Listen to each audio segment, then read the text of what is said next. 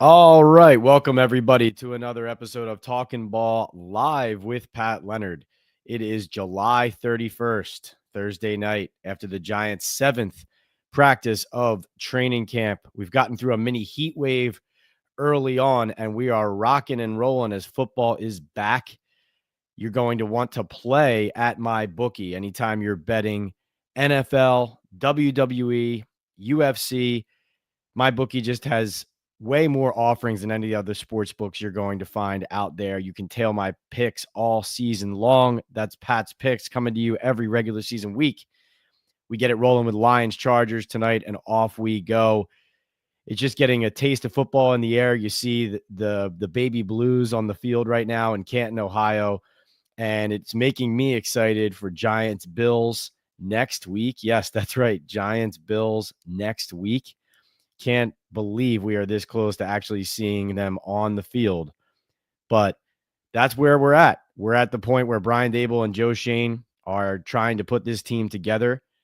It feels like it's a long way away from week one, but it's going to be here before we know it. And brought to you by MyBookie, I'm going to lead us off tonight here on Talkin Ball Live with Pat Leonard with my big bet of the night, brought to you by MyBookie. My big bet of the night relates to the Giants quarterback situation.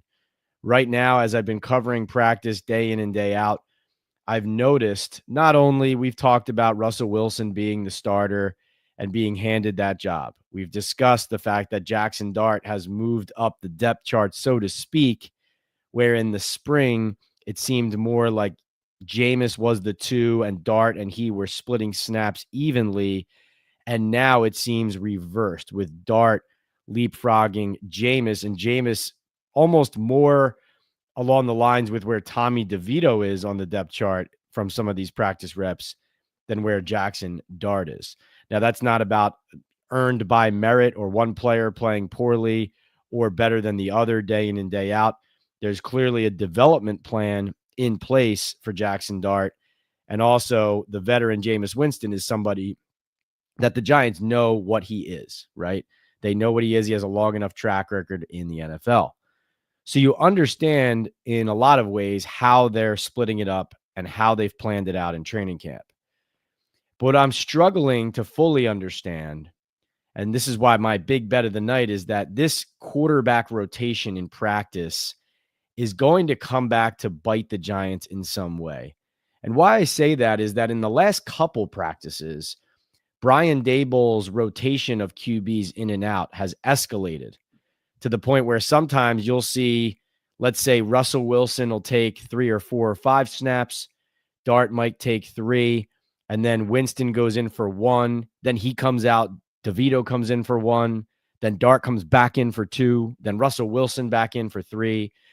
Daboll has said several times now that this is all a part of a plan to keep the quarterbacks on their toes. He wants them to be ready for any situation he throws at them. He wants them to not always know when they're going to go in next. So they have to be able to be paying attention the entire time, monitoring the game situation. So if they enter at a moment's notice, they have to know what the play call was coming in, what the down and distance is, what checks need to be made at the line based on what substitutions they see coming in from the defense as they step in at quarterback into the huddle. And so Daboll, according to him, there's a method to the madness. And obviously the Giants are putting their trust in the coach who worked with Josh Allen in the beginning of his career in Buffalo. And they're hoping, despite the lack of success at the position here in New York so far with Daniel Jones, that Daboll can get it right here with the combination of the veterans and the rookie. But there's a couple things about the quarterback rotation that concern me. The first is that it doesn't seem at certain points that the quarterbacks can develop a comfort level in practice with gaining chemistry with the players they're playing with gaining consistency with the reps they're receiving. In my opinion, you'd be better off shortening your quarterback depth chart and giving more reps to a smaller group of quarterbacks. So let's say you'd have 3 guys getting reps instead of 4, and they would all be getting meaningful reps and not be getting yanked in and out. And, from my standpoint, I think that everyone would benefit from that. Jackson Dart even made a reference to wanting to play with more, or enjoying playing with more freedom once he was given freedom within the structure of the practice regimen and of the scheme that they were running with Daboll and Kafka and what they've planned for every day. And I just feel like you can overthink and overcoach this in a lot of ways. And I know Daboll's the one who's worked with quarterbacks, not me. But when I stand there at practice and I see a guy come in for 1 rep, come out, 2 reps, come out, right? You do want Dart to be in the fire. You do want your rookie quarterback to, you don't want to go easy on him. You want to make it difficult on him now so that it's just as difficult, if not more, than it will be when he goes into a game. And we've seen Dart handle that positively and negatively, right? We've seen some delay of game penalties in practice with Dart at quarterback. We've seen some hiccups like that. We've also seen him more decisive in recent days when he does step back to make a throw. And obviously, what is the arrows all pointing towards? All the arrows need to point towards getting Jackson Dart ready to eventually take over and hopefully be the franchise quarterback that they drafted him to be. But the second concern I have, in addition to, I feel like no one is getting adequate reps, especially anyone behind Wilson, because there's so many bodies coming in and out. I also, again, am looking at Jameis Winston and wondering where he fits, because clearly they selected, or they signed Wilson and Winston early on. Because at that moment now, with Stafford out of the picture, with the trade up to number 1 out of the picture, with Rodgers out of the picture, they didn't even know who or what quarterbacks they were going to get in the draft. But now, as we sit here and as we sit watching the Giants push Dart up the depth chart, we watch Dart start to get more comfortable, and we see Jameis really not receive many reps at all. There's a large part of me that wonders, as I have been wondering throughout the spring, but really in the summer, it's validating it for me. I'm just struggling to see where he fits in their plan, because it's obvious they trust Wilson leaps and bounds more than Winston. But then Dart is the one they're getting ready to play, and they should be getting ready Dart to play. He's the first round pick. But after now that draft selection and that trade up and that investment, and with Wilson clearly the trusted leader of the offense and of the team, it's hard for me to envision a world where Winston is on the team and playing a lot of football without Dart going into the game. Especially, of course, as we sit here now, Dart looks like he's ahead of him on the depth chart already. Now, in camp, Daboll could be working it this way. We're going to give Dart as many snaps as we can in camp as the 2 with the 2s, with Winston and him splitting those snaps and maybe Dart getting more of them on certain days. And then as it gets closer to the season, if Dart isn't grabbing the job there, then you have the fallback of Winston as your obvious 2 and then Dart. But of course, where does DeVito fit? DeVito really doesn't fit. Where it appears he does fit at the moment is to play a lot of preseason football. But again, I just look at all the different scenarios of how this can go. And to me, Jameis Winston, yes, there are some ways that he does fit on this team and roster, as we just went over some of those scenarios. But to me, with Wilson being the trusted one and Dart being the anointed one, it feels like Winston is the forgotten one. And so the quarterback rotation being so thinned out with so many bodies in that room, and then with Winston kind of being the odd man out, it just makes me continually curious about where he fits. So my big bet is that this quarterback rotation, it's going somewhere that is somewhere we haven't been yet with this quarterback room.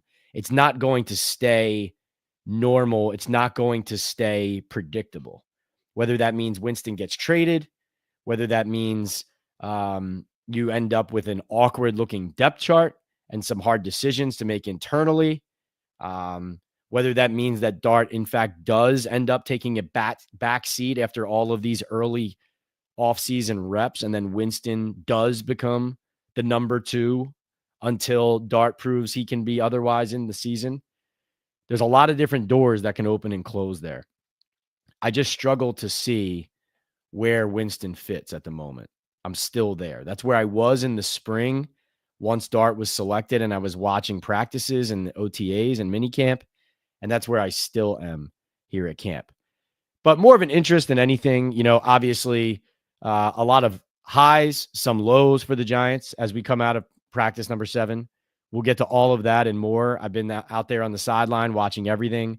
I can tell you everything from firsthand looks of what I've liked from players, what I haven't, who stood out, who hasn't. We had some new playmakers jump into the fold here today on Thursday, the 31st. And again, as I said, I'm really grateful to be here and sponsored by not only my bookie, who sponsored that first segment, my big bet of the day, but also Hooks, Rubs, and Spices, Boom Chaga Mushroom Super Drink, and Salaretta for Men in Midland Park, New Jersey. Just a reminder, with my bookie being our sponsor of our first segment, the link is on my profile. You're going to go to my bookie there and use the code Leonard. That's my last name, Leonard. And you'll get a ton of different welcome bonuses. If you bet tonight, you got some free spins in the casino if you bet on the Hall of Fame game. But more importantly than just kind of the welcome bonuses and the onboarding that's going to get you excited about playing some games right away is there's just a lot of unique offerings on this site. Like it's just not another sports book. The casino is excellent. Also, like I said, WWE, the best place to bet WWE is on my bookie. Great for UFC as well. And then they just have a lot of different cool games and options like the money bag. If you check that out, the partner picks, there's a lot of daily bet boosts. So check them out. My bookie, the code is Leonard. Thanks for supporting. And let's start out with our questions in the queue. Hey, Barb, great to see you. First one in the chat. Always great to see you. Drip says, I'm so glad football is back on. I know. There's just something about that feeling, right? Ja Soul says, I'm buying some hooks tonight. I love it, Ja. Love it. Hooks, Rubs, and Spices. We'll tell you a little bit about Hooks, Rubs, and Spices soon. But one thing you should know, and this is definitely one reason why Ja is supporting not only somebody who probably loves to tailgate for the Giants games or NFL games, but also Jared, the founder and owner of Hooks, Rubs, Spices. He is a diehard Giants fan from Houston originally. Loves the team, loves Big Blue, loves the pod here on Talkin Ball. So you're supporting one of us, one of our own, if you're supporting Hooks, Rubs, and Spices. So thank you so much, Ja, for that. Drips says we should go get Christian Wilkins. Our run defense will significantly improve with him. Drips, I'm not holding my breath on that because, we've talked about it, but as I've had more conversations, I feel stronger about what I've said previously. And that is that Christian Wilkins is number one, as far as I understand, not ready to play football injury wise at the moment. Now, I don't know how far away he is, but that's what I glean. Not ready to play football at the moment. But also, this is a guy who, yes, the Raiders are working to void all of this guaranteed money on his contract, but this is a high-level player at his position when healthy. So it's hard to imagine you're getting him on the cheap. So in the Giants, perspective, they already are significantly invested across the board at the defensive line in Brian Burns, in Dexter Lawrence with 2 huge contracts, in Abdul Carter, a major investment with number 3 overall pick and a big rookie contract, Kayvon Thibodeau, a number 5 overall pick, so a first round top 5 rookie contract. So paying Christian Wilkins, hypothetically, significant money, the Giants would just struggle to compete in that market. Unless he would be willing to take a minimum deal, then they would really struggle to compete there. So it's hard to imagine that happening, not to mention all of the off-field stuff and the rumors there where, it sounds like it was more than what's been reported. No one has exactly said the specifics of what happened. Yes, there was a report of him kissing a teammate on the head or the top of the head, something like that. But the bottom line is, I don't think that's going to happen, Drips. But I agree with you that the run defense is something to continue to keep an eye on and to address. Jay Farry says Adam Schefter giving Pat Leonard the business for reading all of his sponsors' lines every couple of minutes was hilarious. Great salesman and reporter. Thanks, Jay. I appreciate that. Yeah, initially that was that caught me off guard, but it was a funny moment. Probably going to put that clip out on social, so I figure people will get a kick out of that. You have to be able to laugh at yourself and at others in this business, and obviously that was really kind of like a backhanded compliment, because it's great that these companies and sponsors believe in me and I believe in them. So, and it's not easy to cultivate those relationships. So I'm proud of it. And hope, maybe one day I get to the level that Adam is, where if I don't have sponsors, then, my bank account is set anyway, but we're not there yet. Hirsch, great to see you. Always here. Thank you. Yeah, Ja agrees. Winston doesn't really fit, and he's kept quiet. He's probably the most talented in the room. Yeah, it is fascinating to me that despite his talent and explosiveness, that the risk of the turnovers kind of has him on the outside looking in, and that's another reason why it doesn't seem like he fits. Joe says, Pat, who is calling the penalties? Real referees? Yes, real referees at camp today and at camp every day. So what Joe's alluding to is that at practice today, despite some positives during the practice, the overall takeaway was that they were sloppy as a team.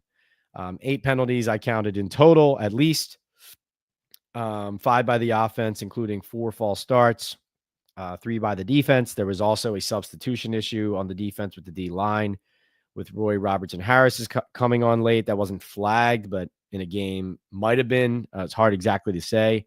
But Brian Daboll had the team running sprints after practice or at the end of practice, and that is uncommon for him. Obviously, this was something that Joe Judge did, to a significant degree for conditioning purposes. That was ridiculed and vilified. And now, of course, Daboll doing it, and there you see a lot of people saying, hey, good, right? So it's interesting kind of how everything, the world turns, and certain things, depending on perspective and outlook, people's opinions can change about the same topic. So I do find that interesting. But the reality is Daboll has urgency. I've been stressing this from the get-go that, there's cautious optimism in this training camp, but the urgency is palpable. Daboll knows that the Giants have shot themselves in the foot for the most part under his watch since he's coached them, especially the last 2 years. But even the second half of the first year, right down the stretch, they struggled. And, confirming it, looking at NFLpenalties.com, which has like a great ledger of how teams are flagged, how often those flags are accepted, penalties ranked in all different ways. And the Giants, flags thrown against them under Daboll, they've ranked either 9th, 10th, or 11th in the first 3 seasons he's coached them. And so that's not dead last or 5 worst in the league, but it's not, it's below average. And we all know that there have been not just games where the Giants have been penalized a significant amount, but also it does feel like they shoot themselves in the foot at the worst times, right? They're timely poor penalties, sometimes negating big plays. Joe Shane actually alluded to it. I think it was today in an interview with FAN, where he was talking about how he feels like the offense isn't going to shoot itself in the foot as much this season, because he said in previous years, it's been turnovers and penalties that have really killed them. It was interesting, though, of course, that they then did that today continuously on both sides of the ball, but, including on offense, a delay a game on Jackson Dart. And it was really throughout, some backups, some starters. It looked like Illuminor had a false start. It looked like Azudu had a false start. Stone Forsythe had a false start. One of the backup guards had a false start. So this is what Joe is referring to. They were all real penalties. There were offsides too. Elijah Garcia, Deontay Johnson, both with offsides. Cordell Flott got flagged for pass interference or illegal contact. I saw Jordan say it was an illegal contact, but that was on the play that Malik Neighbors made.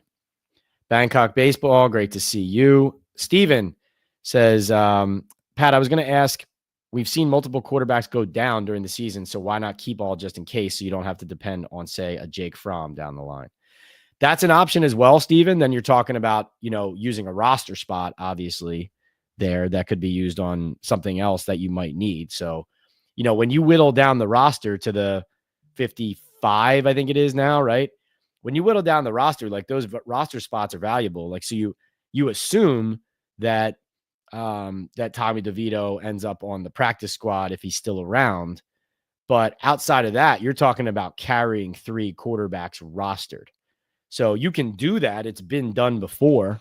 But that's where I hear you based on what's happened to them in recent years as an organization. And even with this regime, like frankly, relying on DeVito, this organization, and vaulting him over Drew Lock last year, like, they've put themselves in the position they've been in, right? It hasn't just happened. They put themselves there.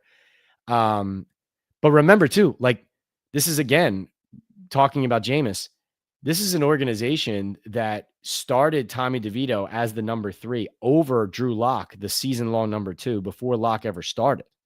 So again, like, are you carrying Jameis on the active with Dart and with Wilson, with DeVito, the guy you vaulted over your backup you didn't trust last year from the practice squad? Like, you're putting him on the practice squad. It just say it all out loud, right? It's just hard to understand how it's going to work. But you're absolutely right that if they have the proper amount of reflection and shell shock on and from what they've gone through in recent years, then you can understand why they would not want to be caught with their pants down at that position, right? Good point. Bangkok. Yeah, I think it's possible Winston could be traded. I definitely think it is. That guy says, who do you think will play in the preseason? So, I think DeVito is going to play a lot in the preseason. I think Dart has to play a lot in the preseason, right? I mean, this is where you have the trial by fire. You have the game situations that you put him in order to find out what he's made of, and also to develop him just in general as an NFL player. The one thing I question is what the plan will be for the offensive line while doing that. Because again, you don't want to do what you did with Drew Lock last year in the preseason, where you put him behind the backups and the second string is so much worse than the first string, then you end up getting your backup hurt, right? So that's the last thing you want to do to Jackson Dart. There's a very good chance that Jameis Winston gets some solid preseason time and that becomes the audition for the trade out of town, right? Like, I definitely could see that. Russell Wilson should receive a fair amount of playing time. It's going to be targeted. It's not like he's going to linger in games, I would think. But how much practice does this offense have together, right? Like, they need to be ready in week 1. And so you're not going to play him all preseason, but you have the joint practices against the Jets as well. But if I'm the Giants, I only feel comfortable if I show my starters enough playing time where I feel good about the chemistry they have in game situations. Now, something we should bring up, because this is news that dropped in the last couple hours between practice today and Talkin Ball Live here now. And this segment will be brought to you by Boom Chaga Mushroom Super Drink.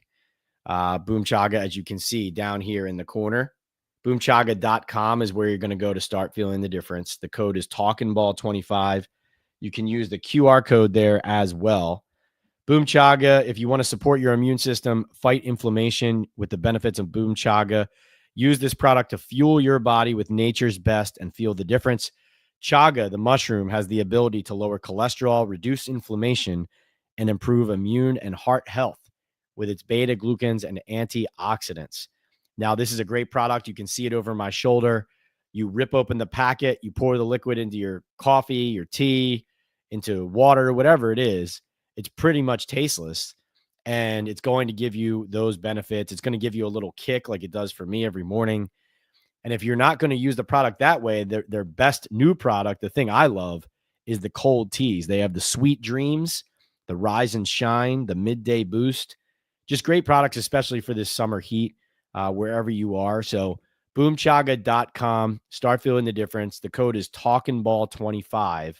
Use it to get 25% off your first order on the subscribe and save option. And you don't have to stay subscribed. You can cancel the subscription. It's just a good way to show Boom Chaga that you're coming from Talkin Ball to them. And this is the Boom Impact of the day. And I told you guys on social media, if you follow me everywhere, Instagram, TikTok, YouTube, Twitter, Threads, the Boom Impact of the day at Giants practice was a play made by a receiver, Malik Neighbors. Drew that penalty in Cordell Flott, makes a nice catch on a nice throw from Russell Wilson downfield.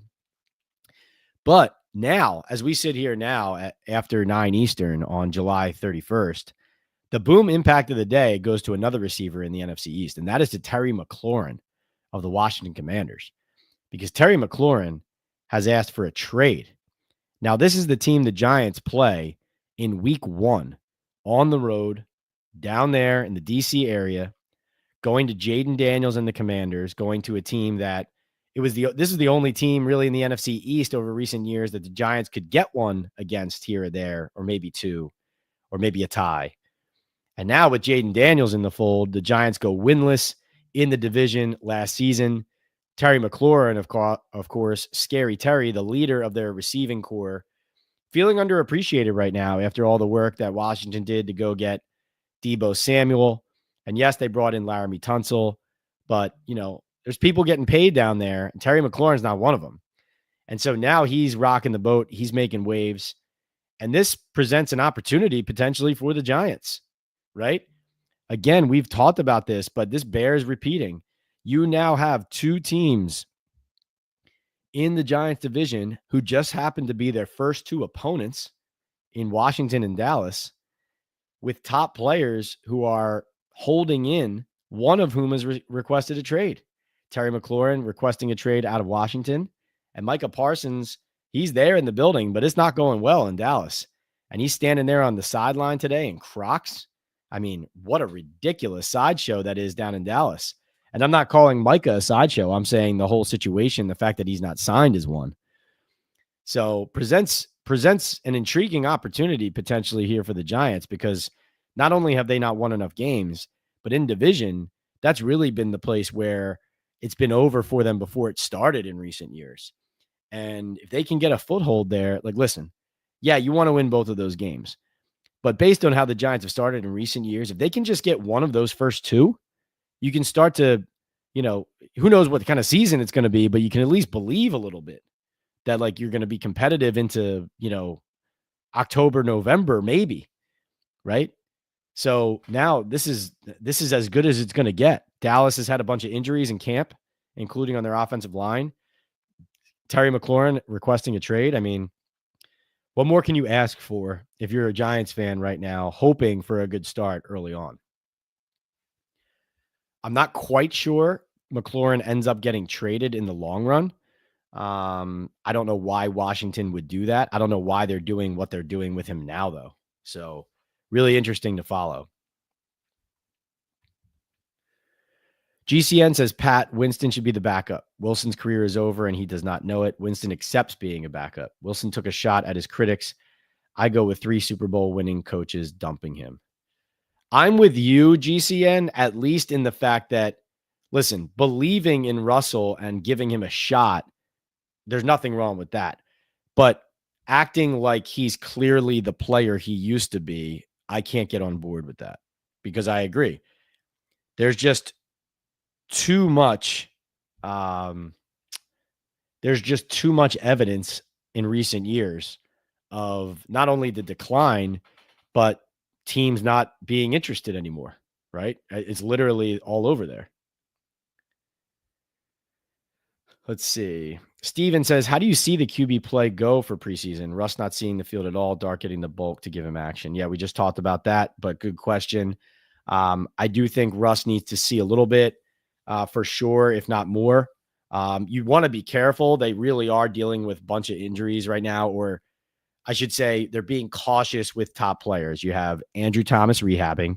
You have Dexter Lawrence looking like he's still doing conditioning, getting into shape.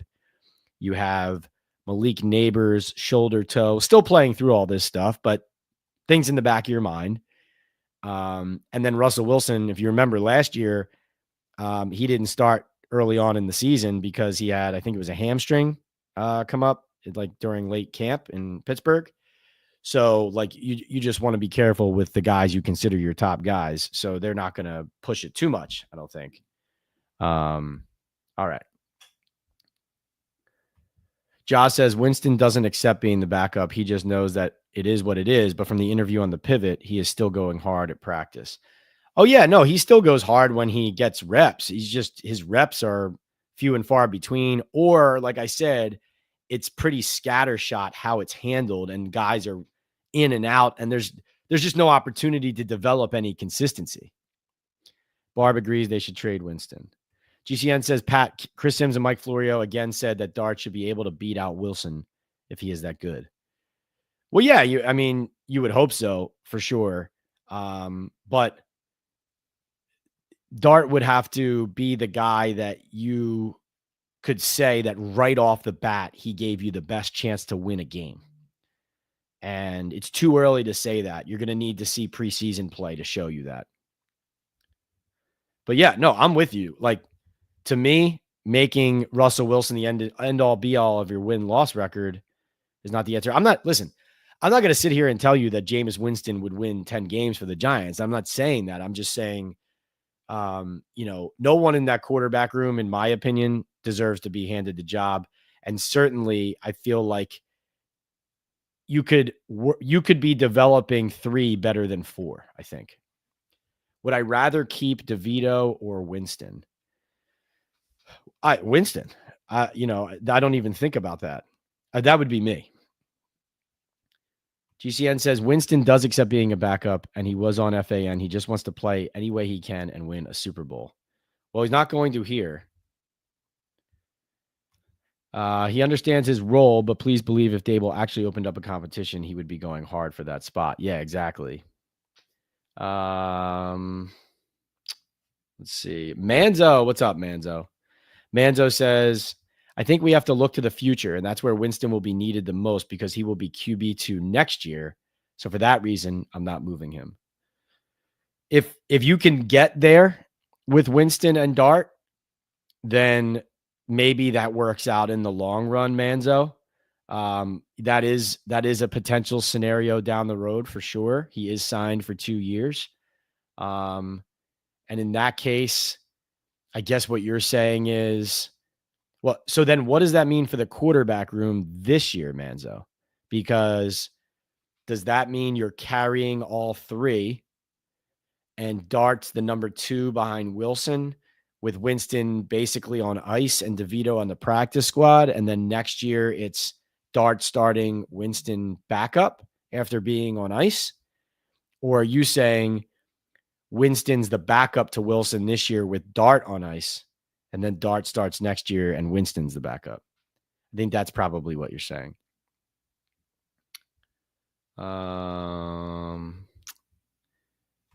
Joe says, Pat, Christian Wilkins has a small toe injury, had one operation. They think he needs another, and he doesn't want another one. Yes, exactly. But if he does need an operation, he would be out 12 to 16 weeks. Yeah, it was just told to me that he's not physically ready to play football at the moment. GC says, Pat, FAN signed with the Giants. They were at camp today, but BT and Sal were not at camp. That's interesting. I hope for their sake that wasn't because of me. Josh says, Pat, with the talk of Winston, how has he looked in practice? You see Dan Duggan say something every so often, but nobody really reports on how he actually looks. He's put some up for grabs in recent days. He seems like he's taking chances, kind of like Tyrod, where he's like giving guys chances to make plays down the field. The difference is Winston is playing with like guys way down the depth chart from what I see. Sometimes it's second teamers. Sometimes it's 3rd/4th teamers. I think also when you don't get many reps, I think you come in and then you're trying to make a big play. That's what I see. But yes, in recent days, it hasn't been as sharp. But then on Tuesday, I think it was, or Monday, which day was it that he talked? He had that nice play at the line where unfortunately, somebody jumped and false started. But then on the next play, Jameis stepped up, saw the defense, checked at the line a couple times, checked perfectly to like what was really a touchdown on kind of a skinny post up the right side by Bryce Ford Wheaton prior to his injury. And so you saw the value of having a veteran in that sense. Yeah, I mean, he is who he is. He's explosive. He's a well-liked teammate. And that is one thing that they do like about him. And I know that the Giants like about Russell Wilson and Jameis. And that is that they are vocal. And so Jameis is a good influence on the offense and on the quarterback room and on the team in that respect. So that is one thing you're getting from him, even if he's not playing, is leadership behind the scenes. But Wilson is still the voice. Barb says Daboll had them running sprints because Tom Coughlin was there. Was he there today too? I know he was there on Tuesday. Yeah, Dart will definitely play in the preseason. I believe Shane did talk. I believe there's audio of it. I haven't seen if they put up video yet. Let's see.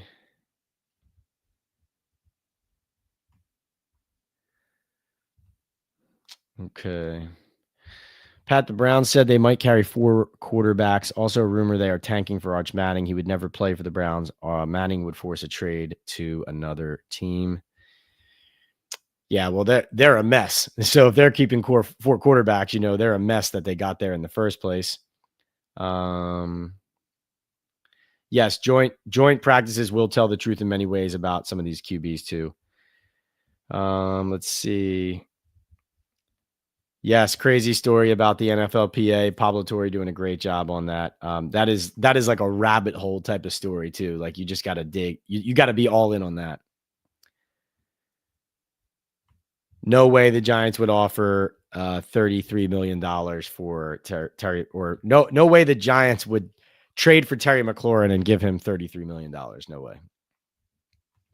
Welvin, what's going on? Great to see you. Thanks for being here. Reminder, everybody, if I'm not getting to your question quickly enough, you can purchase a super chat or super sticker to support the chat and have your comment or question answered next. It'll go right to number 1 in the queue if you purchase a super chat or super sticker. The best way to support us, though, is to support our sponsors. Welvin says, do you think the secondary or O-line is our weakest unit? Haven't heard much about Newbin making plays and Banks, Flott, Adebo getting cooked. Well, Adebo has not been getting cooked, but that is a really good question, Welvin. And my answer to this is going to be our sweetness segment brought to you by Hooks, Rubs, and Spices. As I said off the top, and as Josh said, he's going to support Hooks and buy some tonight. Here's the information to do that so you can get the discount and support a fellow Giants fan. So Hooks, Rubs, and Spices, you're going to go to hooksrub.com. That's HOOKSRUB.com. And you're going to use the code Talkin Ball. You can also go to the link in any of my profiles. It's there. Use the code Talkin Ball at checkout to get 15% off your order. Now, Jared, who is the Giants fan from Houston, who runs and founded this company, not only does he have great swag, hats, T-shirts, hoodies, all kinds of stuff on the site. Not only does he have that, but the bread and butter is the flavors. This is smoke and sweetness. This is the top flavor, the most popular, some award-winning flavors, smoke and sweetness, front and center on that. And the bottom line is this. Listen, football's back tonight, right? We got Lions, we got Chargers, we got Hall of Fame game. Trey Lance is throwing passes. Like, we're back, right? We're back. So whether you're home gating right now for the Hall of Fame game, if you're a sicko like me, or if you're hosting a Giants crew in the lot in your backyard next week for that Bills game, Hooks, Rubs, and Spices gives your grill serious flavor with their bold seasoning lineup, all natural, no junk, big Texas barbecue flavor to keep fans coming back for seconds. Whether it's smoked wings, cheesy nachos, flat top burgers, ribs, brisket sandwiches, all dusted with Hooks signature rubs. My mouth is watering talking about this. I'm not kidding. So you're going to use the code Talkin Ball, that you're going to get 15% for a discount, and find the full lineup and some tailgate recipes on hooksrub.com. Hit up at hooksrub on TikTok, Instagram, and YouTube to subscribe, activate your pregame playlist, and join the flavor fam. Hooks, Rubs, and Spices, we smoke meat. Thanks again to Jared, diehard Giants fan, for supporting us as a sponsor.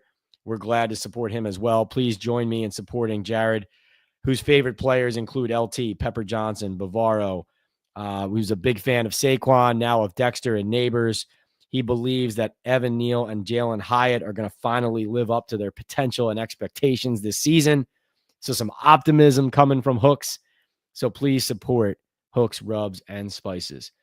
And this segment, our sweetener segment, our sweet segment, I'm mentioning that because you mentioned the secondary and you were asking if that's the weakest unit. And I'm going to say that there was some sweetness out of the secondary today because Paulson Adebo and Javon Holland each forced incompletions on the goal line to force a turnover on downs from the first team offense and Russell Wilson today. Adebo had solid coverage, blanket coverage on Malik Neighbors in the back of the end zone today for a throw that Wilson tried to put on him at the last second, but Adebo had him blanketed, nothing doing. Ball falls incomplete out of the back of the end zone. And then Wilson with like an off-target throw with Tracy and Theo Johnson both in the same vicinity over to the right side on fourth down. And Javon Holland jumped that kind of floating ball over top, batted it down, batted it away, and the defense got off the field. And that was good to see, Welvin, because you're absolutely right that there are concerns back there, of course. I mean, first of all, how about this? Drew Phillips revealing that he had LASIK over the offseason and that he was basically blind prior to this, and that coming out of college from Kentucky that they had talked with the Giants about him eventually having LASIK surgery. This kind of adds up now why he never had an interception in college, even though the Giants liked him as a prospect and as a player. And hey, maybe that unlocks something as far as see ball, get ball, because it sounds like Drew Phillips was just get ball, but not see ball prior to year two. So who knows? That could be an improvement. But Welvin, you're not wrong that the Banks Flott situation on the other side is still a concern. Banks, I thought, was competing well early on in camp, but as we continue to go, the turning the back to the ball problem is still there, still popping up, still an issue. Some flags have been thrown on him in recent days and on Flott. And, it was concerning a little bit to me when Banks was at the podium for his first press conference. Now, listen, he's a good kid. He's still a young player, but, there's no excusing the effort and lack of effort last year in games, obviously. Now, I thought internally the Giants went too far. It was almost like, everybody internally just wanted to blame everything on him. And it was like, there's plenty of other people underachieving. But the bottom line is he didn't perform up to standards, didn't try up to standards, and that's not acceptable. So that said, when he was asked about last year, processing that, how he's coming this year, Banks had some good accountable things to say. Like he said, he had a sophomore slump last season. The lack of effort was mentioned, and he acknowledged like that's kind of what he was referring to. Like everything needs to be better, including that. So he didn't run from that, but overall sounded sensitive and oversensitive to the idea of that being a narrative and a talking point. Didn't seem to fully embrace where he was. Seemed like he was still thinking about it and hadn't fully processed and gotten over it. And so it concerns me because I feel like he's maybe still getting through it. Like you almost think of how Evan Neal struggled when he was hearing the criticism, when he was at his lowest point. It was very difficult for him to get out of that in addition to dealing with the injuries. Now, you hope that Banks can block everything out and just play and not let all of that other stuff seep into his mind, not start blaming the media or critical fans for things that are happening on the field, not get down on himself because the Giants need him, right? As a first round pick and as a physical player.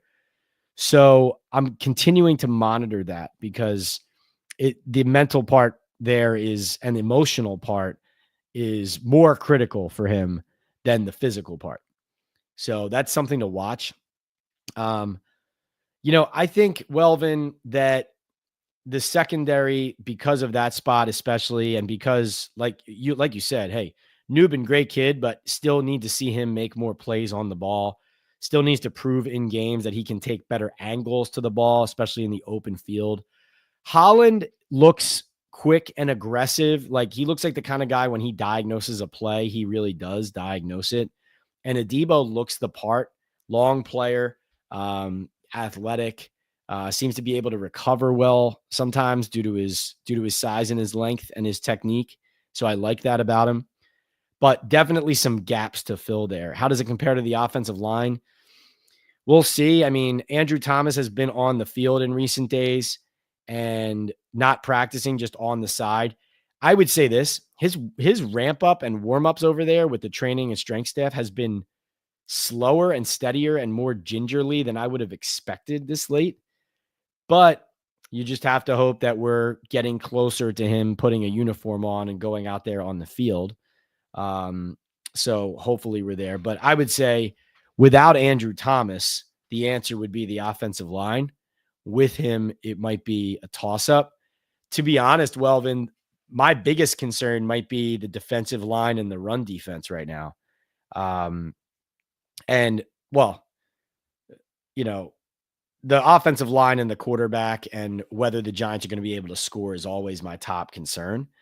But from a roster construction standpoint, is their interior D line going to be able to handle the run game?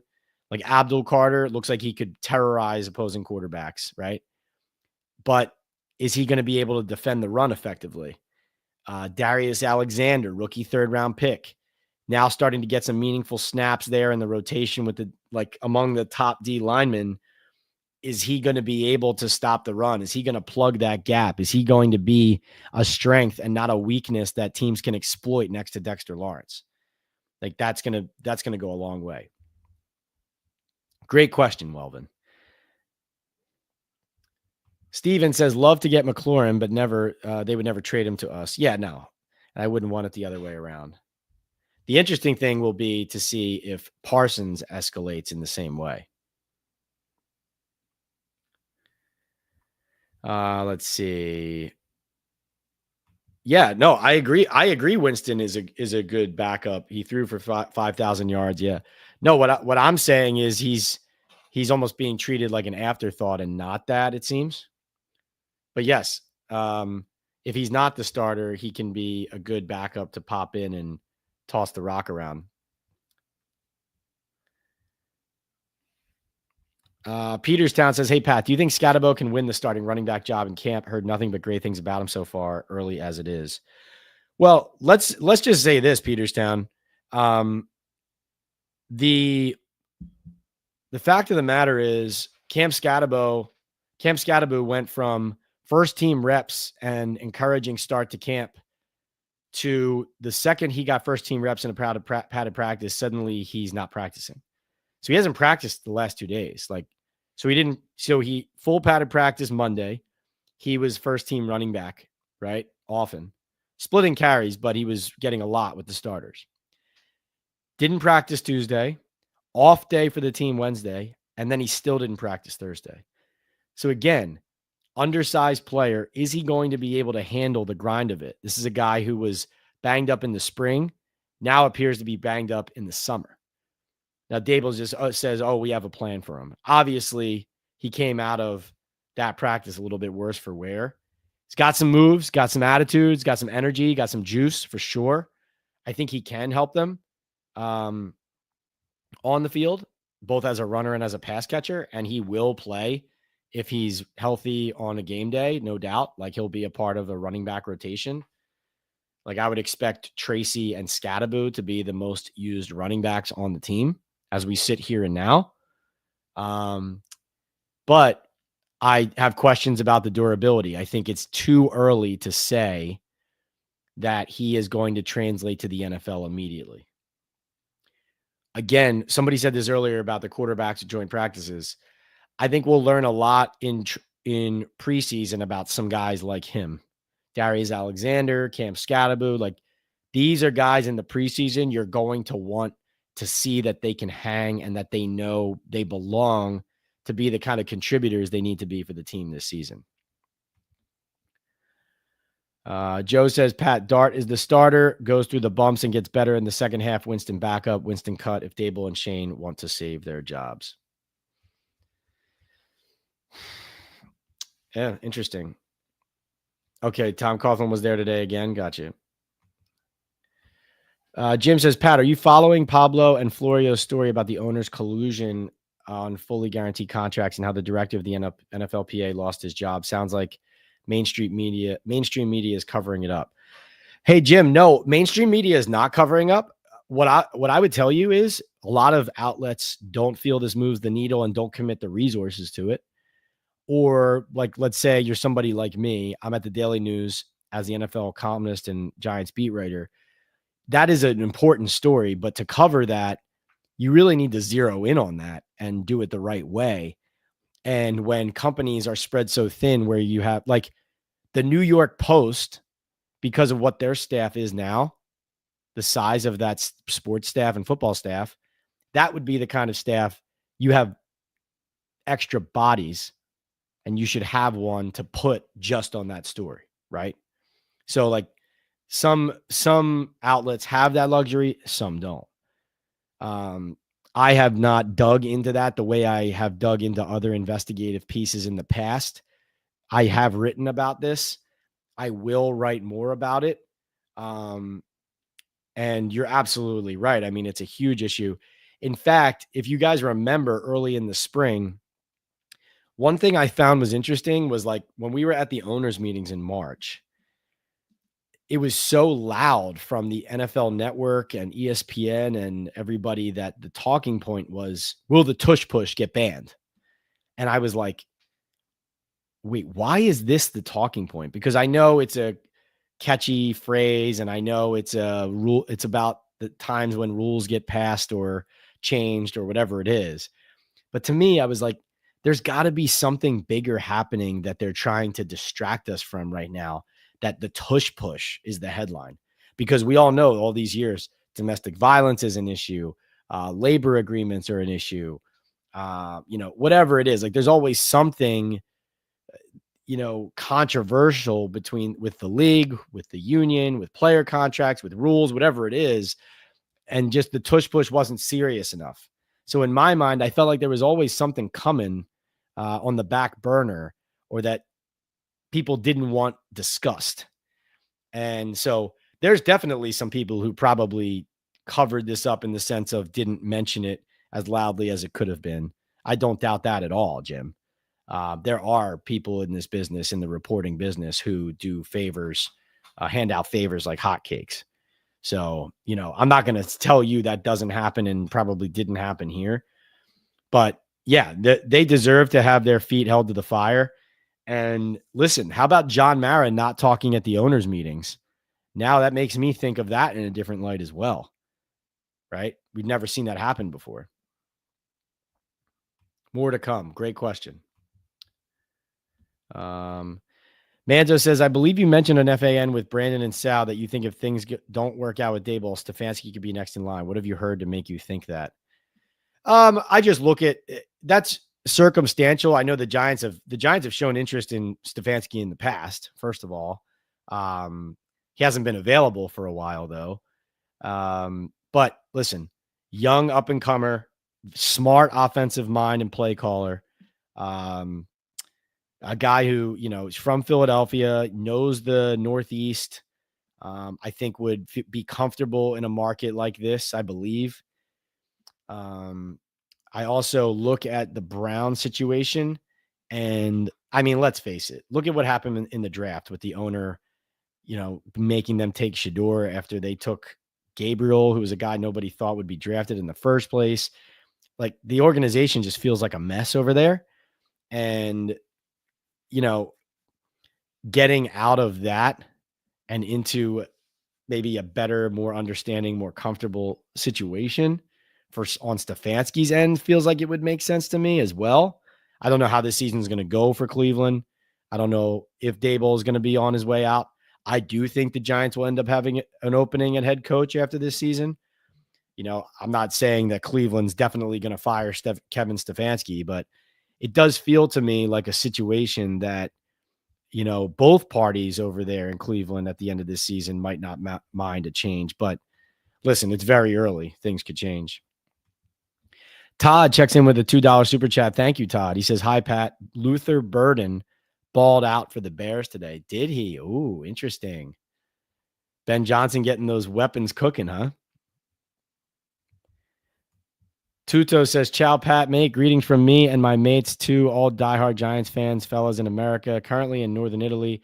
Joint practices and training, high altitude, 3:56 a.m. Tuto out there chugging the egg whites, doing those early morning push-ups and runs. What a legend. Thank you so much for setting the example, Tuto, and thank you, Todd, as well, for the super chats and the super stickers. Great support. Really appreciate you. Can't thank you enough. GCN says those were not sprints. They were jogging. They should have ran a mile. Believe they ran a little bit more after it too. After the video you saw from me. Bangkok says, Pat, if you had to bet who will have more sacks this season, Abdul Carter or Micah Parsons? I'll still say Micah Parsons just because he's not in a snap timeshare. It looks like Abdul Carter will be, especially, like I said, I think the run defense needs to be, he needs to prove he can handle that. I mean, they're not going to have him off the field a lot, hopefully, but I think you still have to say Parsons at the moment. Obviously, if Parsons holds out and misses games, maybe that equation changes. Dr. Garrett says, evening, Pat. I think we will surprise and win some games this year. Is the vibe different in camp this year, in your opinion? Yes, it's a little different. The Giants feel like the quarterback room is more vocal, which is really good for a young offense. They're definitely, they have what they think is more leadership in the building with Wilson at the spearhead of it. Winston now in the building. You have, let's see, on the defensive end, more lead by example guys on the field, but, Holland and Adebo, more, proven NFL players that they've signed. I've said before, cautious optimism about where the season and where the camp is going. I do think that, here's what I would say. Wilson knows who to get the ball to, right? It's Neighbors. Neighbors looks awesome. Carter looks exciting. So, there's reasons to be excited, but then there's the underpinnings of where does Andrew Thomas stand? Why is Dexter Lawrence having his snaps so limited and looking like he requires conditioning at this juncture? Are Neighbors' injury issues going to crop up? There was also something today. Now, just not to set off alarm bells, but this just bears mentioning. Abdul Carter today got up slowly. He was down on the ground for a small bit of time, got up slowly, was looking at his right foot. Now, he stayed in practice. He continued to put pass rush moves on guys or play run defense on the interior and won some, lost some. He was no worse for wear. It did not knock him out of practice or anything. But it was worth noting that he came up gimpy for a second or two and looking at that right foot specifically, because that's the foot that doctors diagnosed a stress fracture in at the NFL Combine in late February. Now, he was advised by doctors eventually not to have surgery on it. He didn't. The Giants ultimately weren't concerned about it after examining him themselves. They took a number 3 overall, practiced in the spring, and here he is full go in the summer. So it's not like it knocked him out. I'm not saying that anything crazy happened here. But again, just bringing that up because these are some of the things that, from the Giants' standpoint, there's optimism, and then there's the reality of some things that they're counting on or hoping work out. And you're going to have to manage all of those situations properly from the Giants' end to hopefully come out on the right side of it. Bangkok says, Pat, you're making me hungry with all this Texas barbecue talk. Yeah, that's right. Hooks, rubs, and spices. My guy, Jared. When is Thomas going to play to see if he is over the injury? You know, watching him move so gingerly on the field, Joe, it feels to me at the moment like maybe we see him get on back onto the field for the first time sometime next week in a very limited capacity in individuals. And then going into, you know, you'd have to think that you'd want him ready for Jets week and joint practices. Hopefully. I don't know at this point if he's going to be ready for that. So, you know, I'm guessing at this point.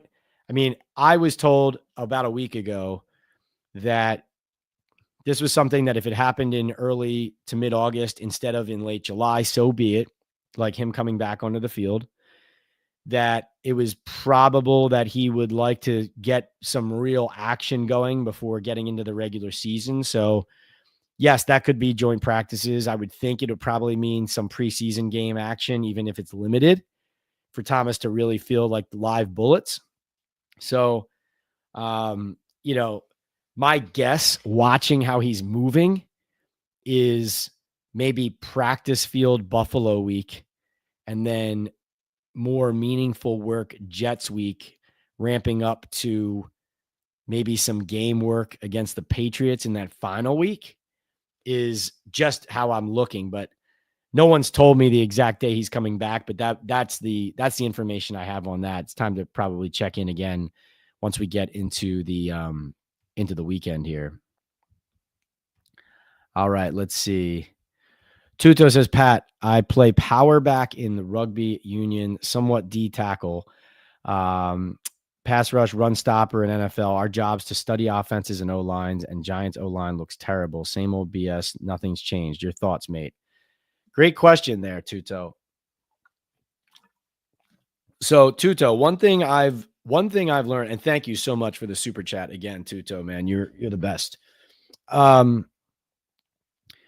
So one thing I've learned covering the league and talking to coaches who know a lot more than I do is that, you know, it's not just about like winning the battles up front. Like, as you said, Tuto, it's about studying what the other team does, what they like to do, what they deploy schematically in certain situations, and how does that dictate what attack and moves and strategies that you're going to deploy personnel-wise as a defense and then individually as a player.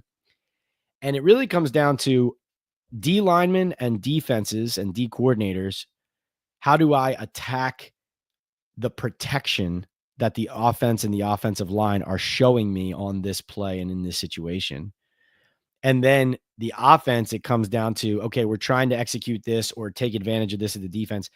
What protection do we need to pick up this pressure that they like to run in this situation? Or we know that this type of pressure nullifies the play call we have. What is the ideal way to address that? And then to address whatever counter the defense presents to that. So what Tuto's alluding to is to not just the physical battle, but also the study on both sides. And I think that that's what the Giants have struggled with. Like, especially, I thought Martindale was excellent at diagnosing and attacking offensive pressures. Like, you would think that a defensive coach is just a defensive expert. And sometimes you have that, right? And yes, certainly Martindale, like, he's a good example of a coach who, yes, like, defense is his bread and butter. But the knowledge he has of how offenses operate and like to protect their quarterbacks dictates the way that he pressures those quarterbacks and teams and offenses and protections.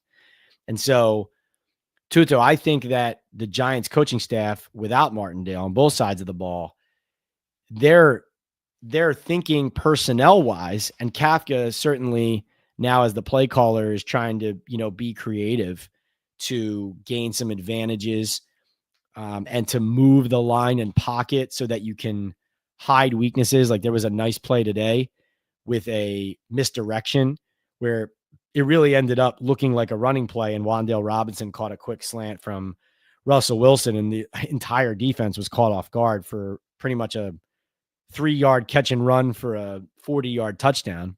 So you see some of that. But Tuto, you want the coaches to give the personnel and players those advantages. But then when it comes down to it, you just want to win that hand-to-hand combat too, right? Like eventually you're just going to need to win. And I would say, to me, I'll believe it when I see it with the Giants offensive line. I gave them credit where credit was due with the running game on Monday and the first day of pads. I don't like seeing all of the penalties cropping up here on both sides of the ball. I think that Alexander, whether he turns out to be an immediate factor or not, is a huge factor in whether their run defense gets better and is any good. I'm still not confident in the run defense. So as far as, pass rush goes, I think Dexter Lawrence said it pretty well. Like somebody said to him, do you think you guys can end up having one of the best pass rushes in the league? Or no, something like, do you think you can terrorize people with your pass rush on third downs? And he said, yeah, if we can get teams to third down. And I think that was the best way that somebody has put it so far, Tuto. Let's see. All right. We got Joey B checking in. He's got the wife giving him side eye saying, why are you talking ball right now? Go to sleep. Get recharged. Joe's like, no, I got to talk Giants with everybody. I got to jump on with Pat. Appreciate you. Joey B says, what's up, everyone? Just got home, had to log in. Pat, what are the realistic vibes and expectations for this team? Should we expect more than 3 wins? Also, any new signings? Wilkins buzz. Said earlier, Joey, but like I'll recap it.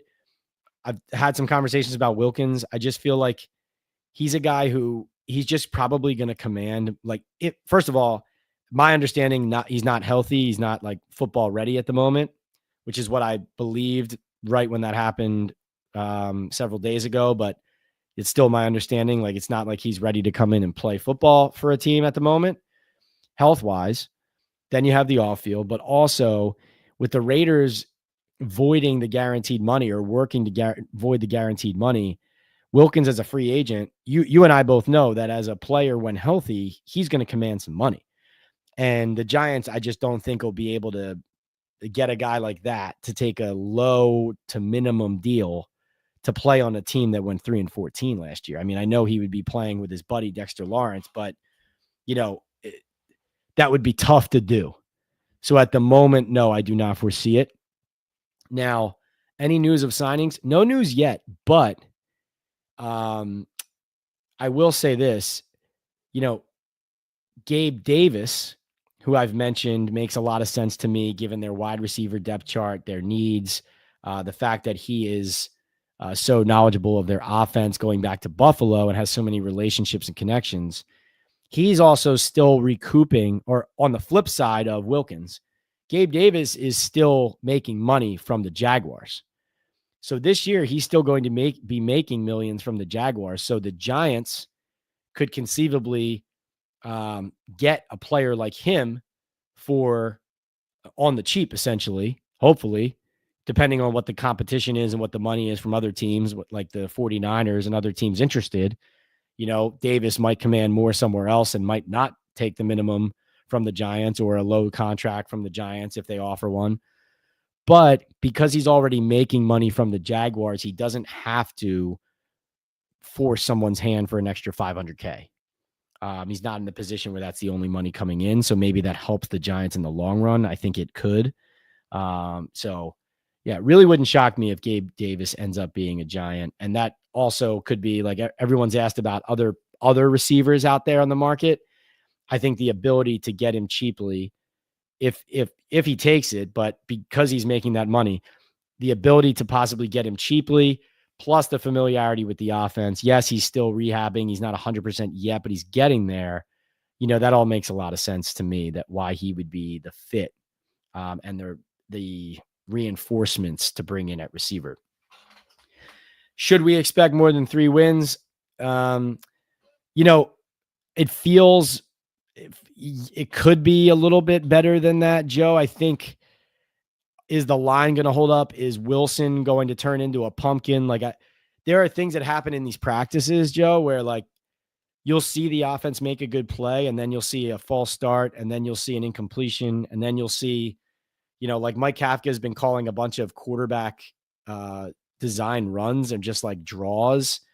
And it feels like sometimes these drives that they have going are only continuing because they're getting first downs with quarterback draws when they're not tackling, and the defense is defending everything else. So honestly, there's been some positive with the offense. Like I said on Monday, I like the running game a lot, but some of these drives, it feels like in a real game, a lot of them are ending earlier than they are in practice, right? That's where I come down on that. So there's some encouraging things, and then there's some that makes you kind of raise your eyebrow and say, well, what's this going to look like when it's live? I am encouraged, Joey B, by the fact that McLaurin requested a trade. So you have him and Parsons now at odds with their teams, those being the first 2 opponents for the Giants. The more strife and the more drama, the better for the 2 NFC East opponents that the Giants have to face right out of the gate. I mean, that's what I think you have to like as a Giants fan right now. Realistic vibes are pretty good. I would say that today, the lack of discipline in the penalties was discouraging, especially in a day that was basically in shells and not a heavy day for the team. One thing to note, I don't know what this is going to mean, but so today DJ Davidson was not there. Daboll said it was personal reasons. I mean, the guy hurt his leg the day before, so I don't know why Daboll called it a personal thing, but he was out. But also Jordan Riley and Elijah Chapman just weren't at practice, and no reason provided. So I don't know what's going on with that. So stay tuned there. I'm not really sure what's going on there. But as far as realistic expectations, I think, their bet on the quarterback being a significant upgrade is where it starts and finishes. They think Daniel, trading Daniel out for Russell Wilson / Jackson Dart is going to make them a significantly better team. I would just put it back to you. Does Russell Wilson / Jackson Dart double their win total from last season? I don't know. The schedule is much more difficult. Let's see. We got Hooks, Rubs, and Spices in the chat. Jared is here, says, what's up, chat and Pat? Hope y'all are doing great today. Great to see you, Jared. We already talked about Hooks, Rubs, and Spices. Our sponsor segment, the sweetened segment today, was about the secondary with Paulson Adebo and Javon Holland making some nice plays. And Jared, not sure if you caught it, but early on in the chat, Ja Soul said, I'm buying some hooks tonight. And we're all getting hungry just even talking about it, talking about the rubs, talking about the smoke and sweetness, talking about hooksrub.com using that code Talkin Ball. So thanks for being here as always. And thanks for supporting. Tuto checks in with another super chat. Tuto just bringing it today. Thank you so much, Tuto, as always. Tuto says, Pat, entire offense depends on the O-line to start and finish every snap to execute and accomplish. Current NYG O-line isn't even close to making anything happen. Another low-scoring, no-scoring season ahead, mate. Interesting. Tuto, what are you basing the offensive line problems in camp on? Are you basing that on what you've seen from reports of those of us at practice, or are you looking at just the personnel and the fact that they haven't changed much with it? Because, we've seen some good. We've seen some concerning things, both. It's been up and down at camp. It hasn't been as bad as it's been in the past, frankly. But with the penalties cropping up today, and Tuto, just in general, expecting different results from the same group, essentially, I agree. is enough of a reason to remain significantly concerned. So yeah, but that's I don't disagree with you. It's a major concern. They are counting on it being better. Hard to count on that. And like I said, super grateful to you for the support here. Let's see. Got some texts coming in, just making sure it's not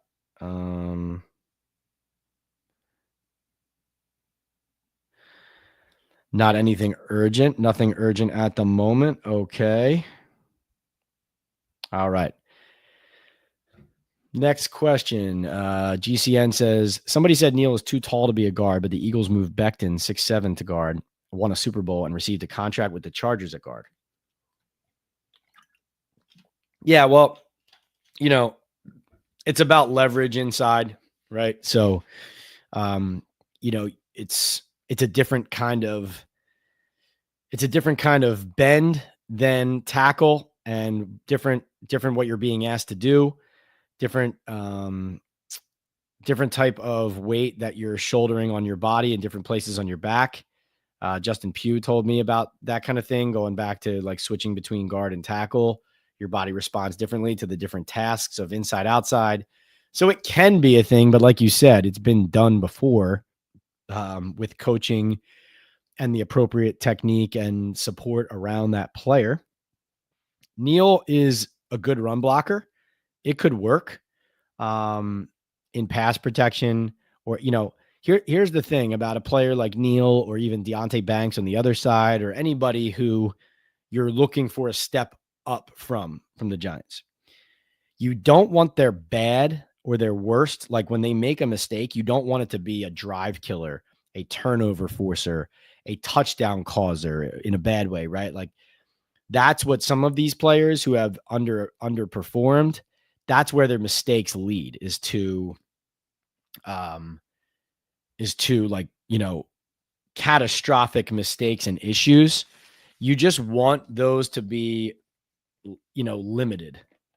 You don't want him to whiff on a pass block at guard that results in an immediate hit of an undersized Russell Wilson who is older and injury prone, right? Like those are the types of things you don't want. But Becton's a good example of a guy, like you get a good running game behind him and you let him go to work as a run blocker primarily, and you lean on that more than anything.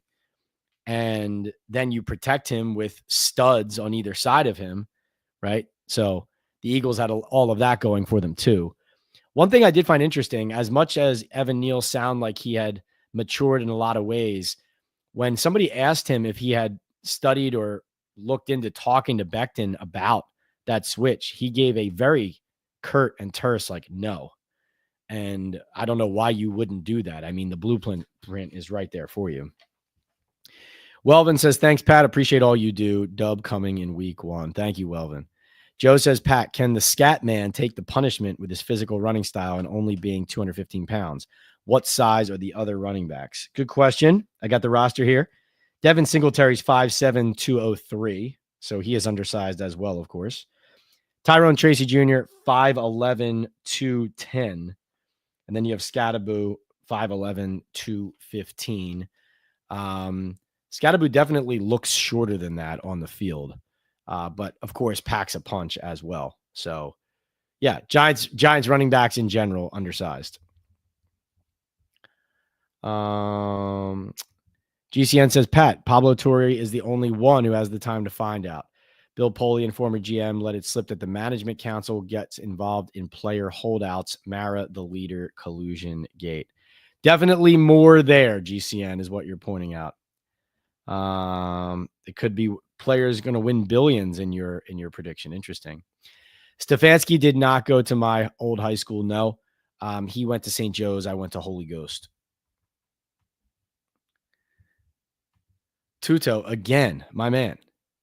He says, Pat, I'm just looking at all the videos. I see it all, mate. Lame and weak O-line.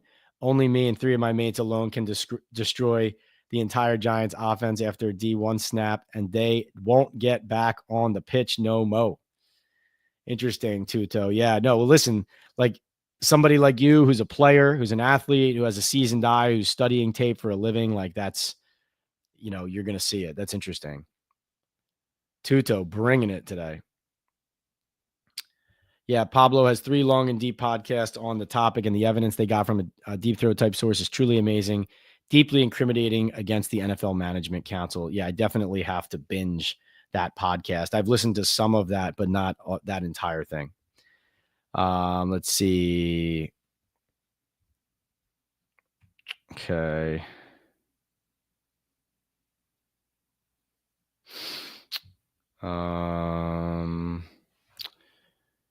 Michael says, can you see the Giants using a waiver claim on a more run-stuffing D lineman next to Dex? I mean, I thought that. I think they should still be looking there. From best I can understand and gather, it sounds like Darius Alexander and Roy Robertson Harris, like that combo there, they're going to lean on significantly, with like Raheem Nunez Roches, Nacho being like right behind that. Elijah Chapman has seen some snaps. Like I said, Chapman and Jordan Riley not at practice at all today. Don't know what that was about. So have to follow up and find out more about that. But Michael, to your point, if Darius Alexander, 3rd round pick, you're looking to get something out of that player, obviously. But is that a good plan for him to be the clear answer as the guy next to Dex? I don't know. I think it's too early to say that's going to solve everything for sure. If it was a 1st round pick, you'd feel more comfortable about saying that, but you would still not be, not know if you could throw that all on that player right off the bat. But as a 3rd round pick, to say that you've solved that issue, if it's just him and Roy Robertson Harris and Nacho primarily, I believe it when I see it. Like, the rookie to be a factor to help you there, I could get on board with that. The rookie to be the answer to that, surely, hard to say that. Joe says, Pat, Trey Lance is playing the whole game at quarterback for the Chargers. He only has 5 starts in 4 seasons. Looks good so far. Interesting. Getting coached up, probably comfortable. I mean, not a ton of pressure there. Let's see. All right. Todd says, Shane just said some free agent quarterbacks turned them down because he wouldn't promise to draft a 1st round quarterback. Some free agent quarterbacks turned them down because he wouldn't promise to draft a 1st round quarterback. Fields or Darnold, maybe. They lacked flexibility and it limited their options, possibly. Wouldn't promise to draft a 1st round.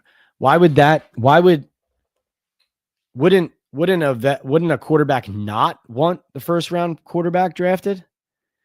Like, if you were Darnold, you would not want the 1st round quarterback drafted, so you knew you still had a job in the 2nd year, right? Wouldn't it be the flip version of that? I didn't hear that comment by Shane, but that's how I would imagine that. I mean, they lost Matthew Stafford because he leveraged them to get more money out of the Rams. And I'd imagine he still wanted to play for a winning team. And then Aaron Rodgers, that was always a better option than what they ended up with from a play standpoint, but also felt messy from an off-field standpoint and didn't make much sense for what the Giants usually go after. Yeah, Mason Rudolph, guys like that. All right, let's see. Does it seem like a lot of Giants are taking veiled pot shots at Daniel Jones? Yeah, definitely. Like, you'll hear it couch like nothing against Daniel, but right. But yes, a lot of the tone and the comments definitely, and the hype centers around upgrades on the offense and at the quarterback position, the vocal nature of the new quarterbacks they have, those types of things. Like, yes, everything has a tinge of like, will be better because it's somebody other than Daniel to it for sure. GCN says games are won and lost in the trenches. Whoever gets the push wins the game. Reference Eagles and Chiefs. Yep. Hook says, I know Daboll made the team run sprints today due to penalties. How are they doing discipline-wise outside of this day? It's been here and there, Hooks. It hasn't been this bad. This was an outlier for like, hitting you in the face with like, holy cow, look at all these flags. There have been, I would say, a consistent amount of, let's say, every day I feel like we've seen like at least 1 to 2 either false starts or delay of games or something pre-snap with the offense. Like I said early on to start this, Hooks, like I don't like the way they've been yanking the quarterbacks in and out, have 4 guys taking reps. There's not a lot of consistency developed. Like you could argue maybe Russell is getting it with the starters, but then everyone else doesn't feel like they are. It's just an awkward rhythm. There's no rhythm to it, frankly. So, that's where I come down on that. So I do feel like it was worse today, but there have been signs of sloppiness happening. And this is the time of year to get it out of you. But again, we're going into year 4 here.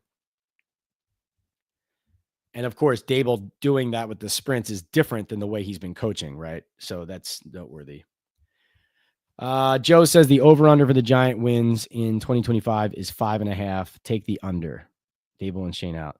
I would take the under as we sit here and now.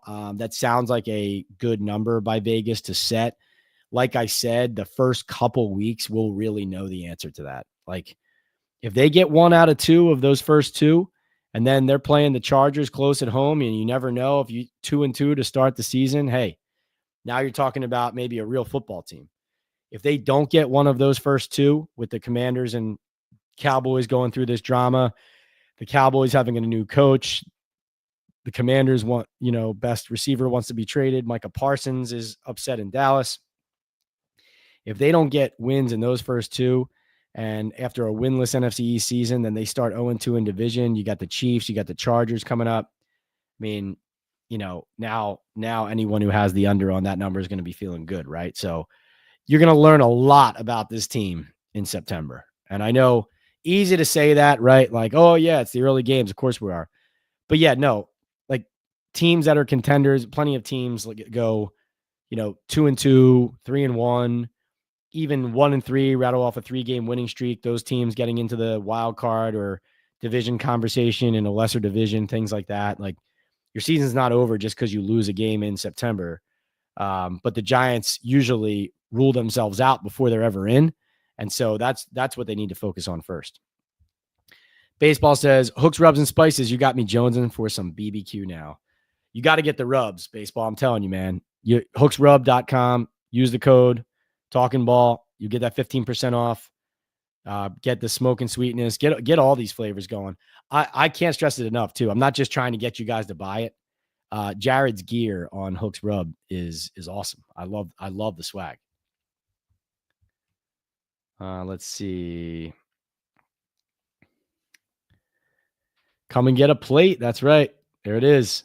Use Pat's code Talkin Ball. Appreciate the love. Thank you so much. Let's see.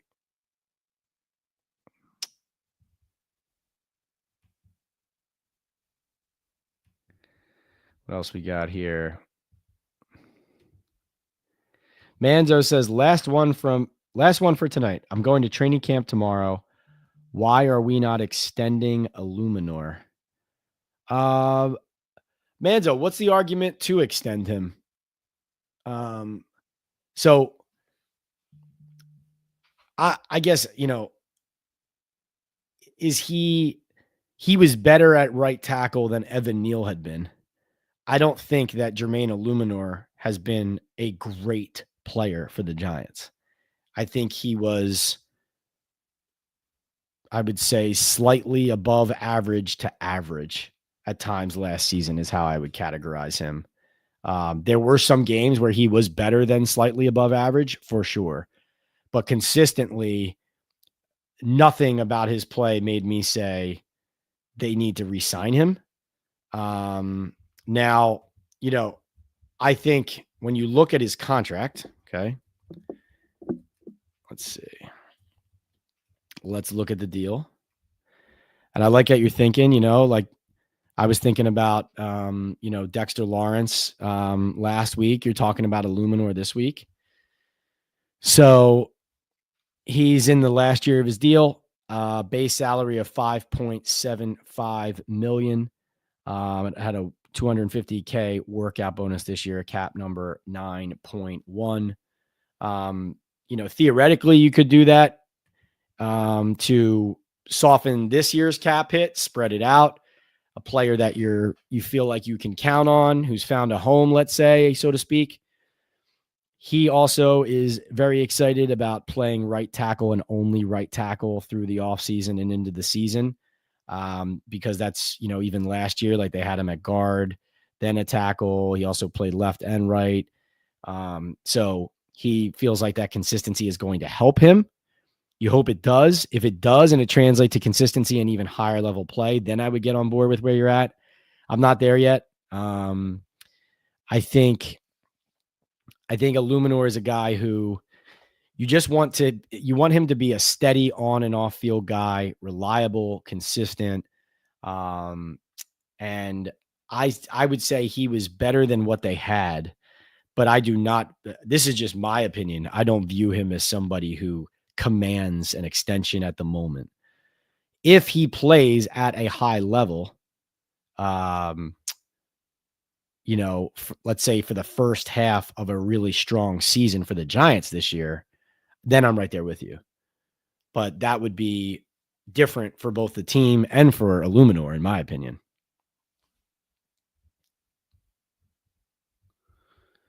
Let's see. GV says, good question, Manzo. Let's see.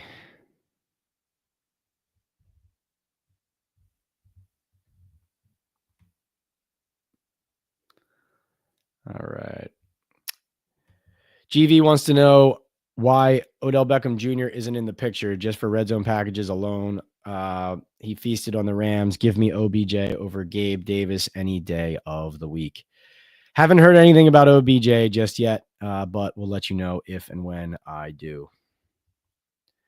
Oh, so Todd, yes. So you were talking about some quarterbacks they lost out on because Shane wouldn't guarantee not drafting a quarterback in the first round. Yeah. Yeah. And that, excuse me, that makes sense to me. That quarterbacks would have balked. And, listen, I mean, he's also leaving out that you're talking about joining a team that was 3-14. I mean, so you're getting, if you're a quarterback there, you're looking to get paid, you're looking for an opportunity to play, and you also want to win. So if you can get 2 out of 3, that's fine. But again, you're not like in that point, all those guys would be smart to say, well, I'm not going to risk like playing 3 games and not playing if you're drafting a kid high and I know the team's not winning. So now I don't have as much of a market going anywhere next. Right. So all of those factors, like you're leaving out an important factor there, is that the team might stink again. Or Shane was in that answer. And listen, this is points to why Russell Wilson is here, because he didn't have a market, right? He's here because like he didn't have the leverage to threaten that. And also the Giants were willing to give him the starting job out of the gate, obviously. Tuto, thanks for being here. Thanks so much for the support. Really appreciate you. Hook says we got to clean up the penalties if we're going to do well in division with this crazy schedule this season. Yeah, no doubt about it. Let's see. Yes, Giants do have a chance week 1 with this Terry McLaurin trade request and drama in Washington. Barb says, let's hope they figure out the quarterback room. I agree. Can't keep rostering all these guys or rotating all these guys. Do I think the Giants team has a shot at 9 wins if Russell plays above average? No. But I think 9 wins, that's a lot. 9 wins is a lot. 3-9. I mean, hey, that'd be nice. We'd have a real football team on our hands again. And I guess, listen, if Russell Wilson balled out, then that's how you get there, right? Russell Wilson playing great, plus some health, plus some defense. So I guess the answer is yes if he balled out, but no, that number is way past where I think this team can finish. Luann, great to see you. Luann says, I feel different about this team in a positive way. I'm more excited than last season. Luann, our eternal optimist. I know, Luann, I'm sorry I took a break there in the spring, needed to recharge my batteries, needed to refocus, change some things on the back end, invest more in what I'm building here with Talkin Ball and what you guys are helping me build with Talkin Ball, and really excited about where it's going. But thank you for coming back, for joining, and for hitting the ground running with me here in the summer in training camp. So the Chargers beating the Lions backups 27-7. Chargers have a running back now. They could be a sleeper team. Chargers, Jim Harbaugh is too good of a coach. He is, though, does go under discussed how poorly Justin Herbert played in that playoff game against the Texans. And as talented as he is, and as good of a coach as Harbaugh is, and as tough as that team is, I agree with you. Like, that team should continue to make strides. They did have a favorable schedule last year. I got to check their schedule again this year. But Herbert needs to play well when it counts. I mean, not a lot of people talking about that Herbert game. Joe says Steelers wanted to bench Wilson at the end of last season, but Fields was hurt. Wilson's career is over. Yeah, it'd be interesting. No, I mean, listen, 4th team in 5 years. Like, it's put up or shut up time. Who's going to be the quarterback? Oh, what's going to be the quarterback playing time split versus the Bills, says Christian. Well, based on how Daboll's been running it, it might be, rotating guys every drive all game, No, I would think you probably start this game with, Dart, Winston, and DeVito all seeing time. Maybe Winston gets the start, and then Dart comes in and plays the second and third quarter, and DeVito plays the fourth. I don't know how they're going to work it. I would think it would be those 3 guys, and Wilson doesn't play. And then maybe Wilson does heavy joint practices against the Jets.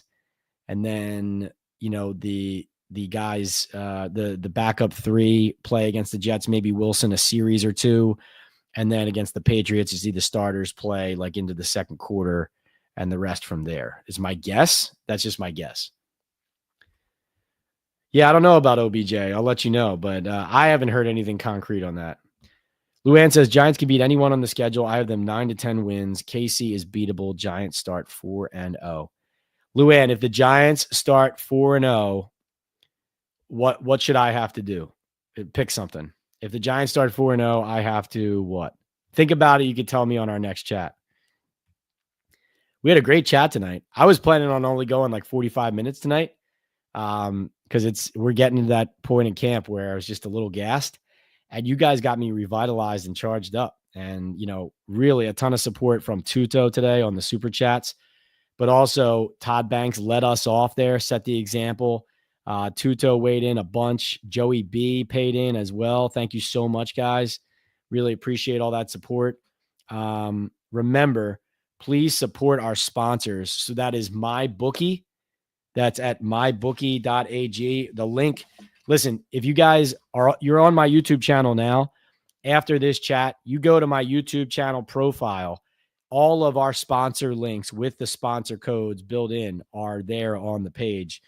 Make sure you enter the codes at checkout, though. So it's MyBookie for all your sports book playing, your casino. If you like to play, you like to gamble, whether it's football, baseball, WWE, UFC, and all the different games they have that all these other sports books don't, go to MyBookie and use the code Leonard, Leonard, and get in on the action today. You get some nice welcome bonuses by using my code as well. Also brought to you by Hooks, Rubs, and Spices. As I said, whether it's tailgating, home gating, you're at the lot, whatever you're doing for the Bills game, I know you're cooking, whether it's at the stadium up in Buffalo, whether you're doing it in the backyard, whether you're on the deck next to the pool, whatever it is. Use Hooks, Rubs, and Spices, the smoke and sweetness over my shoulder. Go to hooksrub.com huxrubs.com now. Whatever it is, brisket, steak, you talking cheesy nachos, whatever it is. We got the rubs, we got the flavor and the taste. Join the flavor fam now. Follow at huxrub on social media. Get on the action. Follow on YouTube. We've got pregame playlist there on huxrub's page on YouTube. Like I said, Jared, a huge Giants fan, originally from Houston, brings you that Texas barbecue flavor. Huxrub.com. The code there is Talkin Ball at checkout for 15% off all of the delicious flavors. And as I said, great gear. Also brought to you by Boom Chaga Mushroom Super Drink.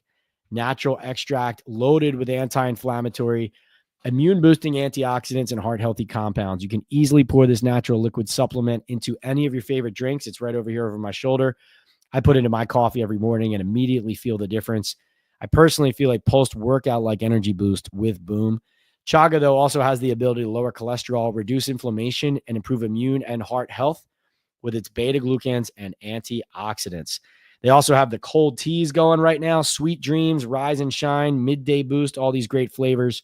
Go to boomchaga.com, use the code TalkinBall25 on the subscribe and save option for a 25% discount and start feeling the difference today. And also brought to you by Salaretta for Men, luxury menswear and tailoring in Midland Park, New Jersey. Go to Salaretta's in Midland Park. Tell them that I, Pat Leonard of Talkin Ball with Pat Leonard and the New York Daily News sent you. All right, we're going to round out our chat with the last round of questions and comments here. Peterstown feels like Josh Allen made Gabe Davis and he's not good enough. He would rather Amari Cooper or Keenan Allen. I understand the skepticism and the fact that he's only produced at that high clip with Allen so far. But remember, it was also with this offense and coaching staff too. But yes, as a deep threat, Allen, of course, an excellent player. I've always, though, heard really good things about Davis as a teammate, as a player, and as a deep threat and as a worker. So I feel like he could help them. Like, really, you got to think of him, Peterstown, as insurance on Jalen Hyatt. It's pretty much what he would be. He would be insurance on Jalen Hyatt. So, again, the contract of what you'd have to pay a Keenan Allen or Amari Cooper versus Gabe Davis could be a factor as well. And you really just have to think of it as they want Jalen Hyatt to be the guy. But if he's not, who can be the deep ball threat? Who's a veteran you can rely on? Who's a consistent, reliable presence? Baseball wants to know why Daboll is really uptight with the media. Why is he not a jolly guy like he came in first day on the job, big goofy tie? Because the urgency, the pressure, and he sees that, listen, the clock's ticking, man. These games are about to start to count. And if he starts losing, he's going to be out. Hooks, rubs, and spices. Jared says if the Giants start 4-0, he's giving away some seasoning and a hat. All right. Yeah, so there you go. If the Giants start 4-0, we're going to have a Hooks, Rubs, and Spice giveaway going into week 5. You heard it here first. Let's see. Josh Soul points out, thank you, Josh, says, hit that like button and subscribe. Josh, thanks so much for saying that. So as a good reminder, if you don't subscribe already to the channel here on YouTube, the handle is PL and NFL. Hit subscribe now. Tons of content on the channel. More coming. Guest podcast, live podcasts, 9 p.m. Eastern, Mondays and Thursdays, and after every Giants game, as well as notifications for when we are going live and when new videos drop to your phone, to your device, whatever it is, so you stay up to date on the action and you don't miss a conversation and a chat. Please like while we are live. When you hit those like buttons while we are live, that tells the Giants and NFL fan community on YouTube that we are here, that we're rolling, and to check in because you don't know what you're going to miss. Sometimes we break news on here. You're always going to learn, I think, anywhere from 3 to 5 valuable nuggets of information, hopefully more like 8 to 10, that you're going to take with you and apply to the way that you're watching and viewing and listening to the coverage of your Giants team. Thank you so much, Ja, for that. Mike Ross checks in again. Thank you, Mike, again for chipping in. Says if we start 4-0, you need to cosplay Brian Daboll. So funny. Joe says if the Giants start 4-0, you have to take a ride off a slingshot ride and and then show it on YouTube. Oh, that'd be funny. Yeah, like Evel Knievel. Thank you, Jared. He says, thanks, Pat and chat. Have a great weekend. Go Giants. Thank you, Jared. Greg checks in, says, hey, Pat, hello from Myrtle Beach, South Carolina. Keep up the good coverage, originally from Brooklyn, New York. Thank you, Greg. Great to have you on here.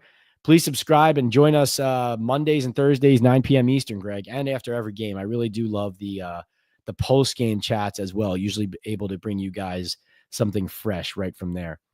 Jackson says, Pat, can you ask Daboll tomorrow about his confidence in Tay Banks to take the next step? In my opinion, he's the biggest liability. We'll definitely ask Daboll more about Tay. Guys, thank you so much for all of the support, both with the super chats and the great questions. This was a great chat. I mean, we're on July 31st, and this is the turnout and the level of enthusiasm for this team. Imagine if they have that 4-0 start, as Luann said and predicted. Man, oh man, we will be cooking. We will be buzzing here on the channel and on YouTube. Reminder to subscribe, like before you get out of here. Remember, the quarterback rotation, is that good for them? Is it good for Jameis Winston? Where does he fit? What is the depth chart going to look like? We talked about that. If you missed the beginning of the chat, all of my breakdown and analysis of that on my MyBookie big bet of the day. You can go to social media and to the New York Daily News website for videos and writing on recaps of this practice. Number 7 here on the 31st of July and my latest content and analysis. In addition to the quarterback situation, of course, there was also Terry McLaurin of the Washington Commanders requesting a trade. Giants week 1 opponent. Can the Giants get one over on their division rival early because of the drama down south? We'll find out. We'll talk to you next on Monday as the calendar turns to August and the Giants get ready to play the Buffalo Bills and go on the road. Joey B says he missed the chat because he was doing a website for his barbershop. Joey is always working, man. He's always grinding, always supporting. Joe, don't worry about it, man. We will be back on Monday. You can catch up on everything. You can watch the whole video back. And, of course, we'll talk Monday more about this squad. I do think all your questions probably, though, were answered today in what we discussed. Great to hear from you guys. Great to talk to you. Great to be here as always. Love this chat. Love our community here on Talkin Ball.